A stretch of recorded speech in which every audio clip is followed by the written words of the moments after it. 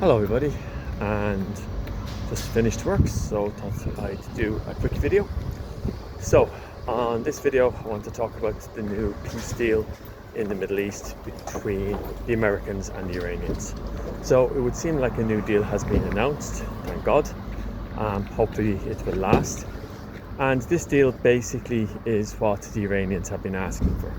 So there will be a release of funding back to Iran, some of the confiscated funds that had been sanctioned when the Ayatollah came to power. Some of that will be released. Also, the attacks will be stopped between the Americans and the Iranians. The blockade of Iranian ports by the US Navy will be lifted, as will the blockade of the Straits of Hormuz.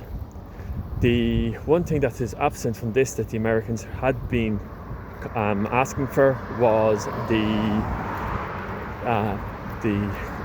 agreement to not produce nuclear weapons by Iran. That will be discussed later. And also, this seems to be an agreement between the United States and Iran, with Israel not being really involved in it. So probably the war is going to continue, but as an Israeli-Iranian affair rather than a American-Israeli and Iranian affair. Now, so what can we take from all of this? Well, first off, I hope that this peace deal does last. Too many people have lost their lives as a result of this ill-conceived war, and it's just farcical, the fact that both Israel and America thought that they could go in and take out the Iranian regime. So I hope it does last, but the outcome of it has proven to create a much more, basically a much more dangerous world. First off, the economy of the world has been hit hard by this. It's basically been reduced by almost 2%, and especially poorer countries in Africa and Asia have been hit much harder. Secondly, there's the lack of fertilizer coming out of that region is probably going to end up in famines come later on this year, because this really affected the growing season in many states, particularly in South America. That's secondly. Thirdly, the Straits of Hormuz, even though they're now back open again, need to be cleared of mines, so shipping won't be starting back there again for some time, and it'll take a couple of weeks up to a few months before the ships start actually arriving in dock with the proceeds of the reopened strait. So America itself has been severely weakened by this. They've basically proven to the world that while they have the strength to militarily crush anybody, proceeding beyond that, they seem to be absolutely hopeless at. We've already seen this in Afghanistan and Iraq, where once the Afghan and Iraqi armies had been dispatched by American forces, they got bogged down in an insurgency war on both occasions. The same basically has happened here. The Americans have shown the world that they can blow up buildings, take out military infrastructure, go after leaders in certain circumstances, but actually changing things for the better has resulted in basically nothing. In fact, things have actually changed for the worse. The United States now has a depleted arsenal thanks to their attacks, and the world,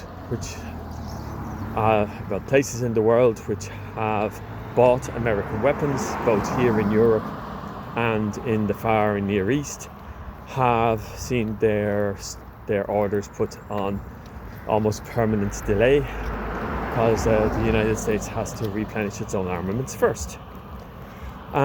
So the Americans also have shown that they can't really do very much independently. Yes, again, militarily, yes, no problem.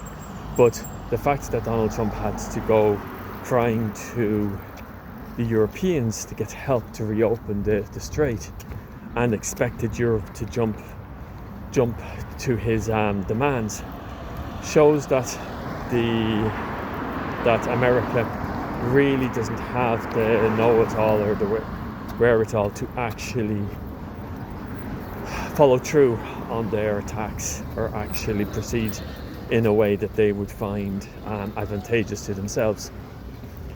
The Middle East has become disrupted again, and while Iran has been weakened, it's not kicked out for the count. In fact, the GRSI, the Revolutionary Guard, has become more powerful in Iran than they ever were before. And these are the fundamentalist nutcases that had a very large amount of power under the previous Ayatollah, but now are basically running the place now. So expect there to be more attacks on Israel, expect there to be more terrorist attacks, expect there to be more proxy wars, because that's how these people operate. In the Middle East itself, other Middle Eastern partners have been shocked by all of this. They have seen their civilians killed in this attack, infrastructure destroyed, and this has just proven to them that America can't be trusted, that it'll just jump to the tune of Israel. Whenever Israel calls, America will come to their aid, leaving other Muslim and Islamic and Arabic partners in the region basically out in the cold. So, how can we relate this back to Ireland? Well, this reminds me anyway of our war of independence against Britain, because as I keep referring back to this when I'm talking about this war, you can always see a few parallels. At the end of World War I, Britain was the top power in the world, except for America. America hadn't really built itself up into a position to become the top dog, but the Russians had basically collapsed. China wasn't in a position to do anything because it was still pretty much backward, and France was very severely battered by the war. So despite the fact that Britain had lost an awful lot of troops, millions of troops in the war, and had become economically dependent on its allies and Commonwealth, empire at the time, it was still riding high. It had managed to secure new territory from the collapse of the Ottoman Empire. It had severely crippled the growing German Reich, the Second Reich now, not the third one, and it had made even greater connections with the United States. So just after the war, the UK or the British Empire was maybe not at its peak, but still quite powerful. And then the Irish rebelled. And the Irish Revolution basically showed the world that the British could not control a colony that really wanted to break free. That direct control over its empire was no longer viable. It didn't have the economic resources to do so.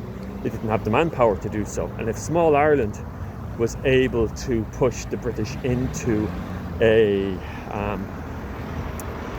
treaty talks for the first step towards independence, with a lot more autonomy than was ever given to Ireland before, when we became the Irish Free State and a dominion status within the empire, which, by the way, is what Canada and Australia have today, New Zealand as well, and a few other places.